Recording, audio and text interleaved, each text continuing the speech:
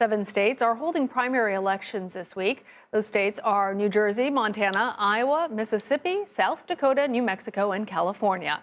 Voters cast ballots in nearly 80 congressional districts. About 19 of those are being viewed as competitive contests that could determine which party controls the chamber.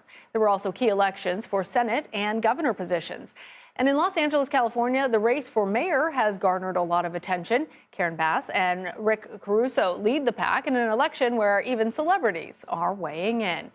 Here to weigh in with an expert opinion, CBS News Elections and Surveys Director Anthony Salvanto. Hey there, Anthony. So what are you watching in California, and will we know anything tonight? Hey there, Lana. The answer to the first part of your question is maybe not, and here's why.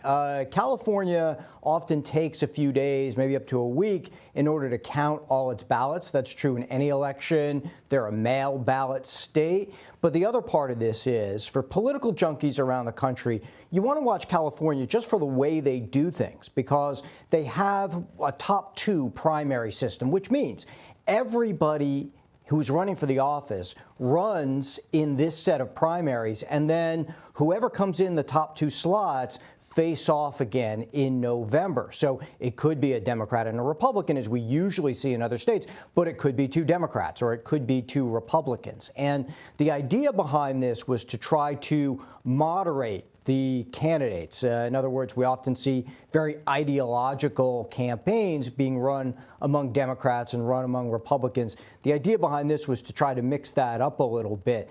But what you do see tonight is these contests where, and I want to focus, you mentioned the L.A. mayor's race, that's going to be watched nationally, in part because there is a prominent Democrat in Karen Bass and a Republican in Rick Caruso, a former Republican, I should say, who are running, and they're pretty even in the polls in about the 30s. So maybe neither of them will win this thing outright tonight. But people are watching that largely because that race has turned so much around ideas like homelessness and crime, and that's sort of part of a larger national narrative that's going on about the way to deal with those issues, Lana. Well, Anthony, let's talk about these primaries then on a wider scale. What can you tell us about what Democratic and Republican voters are looking for in their candidates? And specifically, you brought up issues. What can you tell us about gun violence, the gun legislation issue? Will this be a big factor in this election? Okay, I'm really glad you raised that, because we do have some new polling on this. And one of the things that you see is that, first of all, people think, I'll bring up this slide, people have talked about the fact that mass shootings are something that they think we can prevent by and large. But how exactly do you do that? And here's where you see these big Republican-Democratic splits.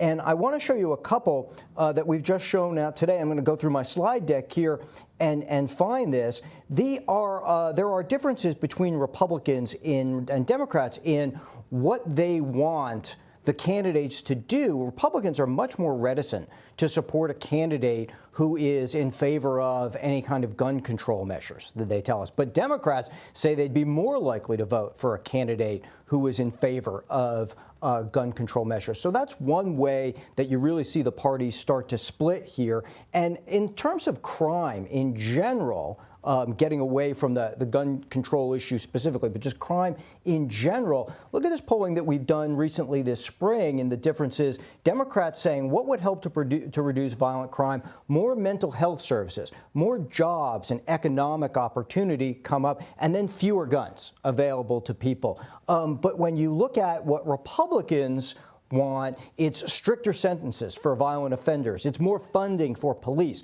So there are those two differences that I think are going to play out more generally when people start to discuss the crime issue in these primaries, Lana. Anthony, obviously, as we're looking towards an election, the former president continues to cast a long shadow over that. How much do you think that that's going to factor in to elections as we head into the January 6 hearings in particular? Yeah, it's a very timely matter and a great question. Here's a look at a poll we did fairly recently this spring. The Trump factor, the percent of Republicans who want nominees, this is again talking about candidates in these primaries, to focus on showing loyalty to Donald Trump, that's half. That's 52% of Republicans told us they want that. So it's a sizable number. Discussing the 2020 election, a pretty sizable 44%. So that's out there, right? That idea is out there. Talking about that is prominent among, and you see that playing out among a lot of these candidates who are running in these states on the, for the Republican nomination. Still talking about what they believe happened in 2020, even though, of course, that's been disproven, and relitigating that election and investigating January 6th, back to your point, is just a quarter. So Republicans have constantly said that they don't want to discuss this, that it's not important to hold these hearings and talk about it. Now, by and large, Republicans have condemned the actions that day, but that doesn't mean, and you see evidence like this, that doesn't mean they still want to talk about it going forward. Lana. Anthony, I'm just wondering, what do you think the results of these races are going to tell us about what to expect during the general election in November? So primaries always set the tone for November, because when you have heavily ideological battles within a set of within a party, well, does that candidate who goes on to the general appeal to the wider group of voters who they have to face in November? That's always the context that you need to look at when you're watching primaries. And number two, there just aren't that many competitive congressional elections, congressional districts shaping up after redistricting. So the ones where each party actually has a chance, and maybe that's just going to be a couple of dozen at this point, those get really, really determined by which candidates the parties pick. So those are all reasons to really focus on what's going on now, but even more broadly, what direction the parties set as they go forward, Lana. All right, Anthony, thank you.